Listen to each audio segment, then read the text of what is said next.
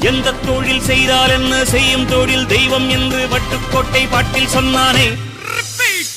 சக்தி எல்லாம் ஒன்று சேர்ந்தாலே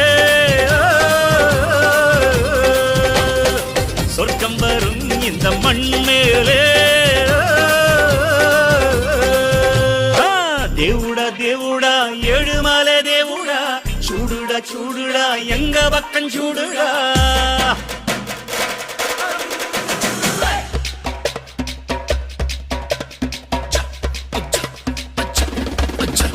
Okay.